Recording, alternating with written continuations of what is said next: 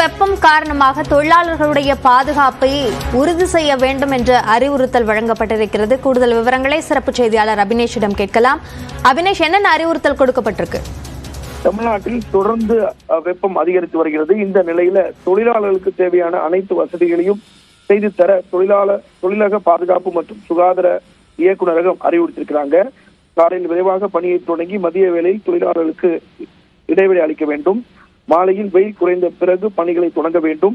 தொழிற்சாலைகள், கட்டிடப் பணிகள், கல்குவாரி மற்றும் சாலை அமைத்தல் பணிகளுக்கு மேற்கொள்ளும் நிறுவனங்களுக்கு தொழிலக பாதுகாப்பு மற்றும் சுகாதார இயக்ககம் அறிவுறுத்திருக்கிறாங்க. பணியிடத்தில் போதுமான குடிநீர், நிலக்கூடங்கள் மற்றும் முதலுதவி வசதி செய்து தரவும் அறிவுறுத்திருக்கக்கூடிய நிலையில வெப்பம் அதிகமான துறைகளில் பணியாற்றும் தொழிலாளர்களை சுழற்சி முறையில் பணியாற்றும் வகையில் ஏற்பாடுகளை செய்ய வேண்டும் எனவும் அறிவுறுத்தக்கூடிய நிலையில இந்த அறிவுறுத்தல்கள் முறையாக அமல்படுத்துகிறதோ என்பதையும் இயக்குநர்கள் கண்காணிக்க வேண்டும் எனவும் அந்த சுற்றறிக்கையில குறிப்பிடப்பட்டிருக்கிறது. அபிநயா, விவரங்களுக்கு நன்றி அபினேஷ்.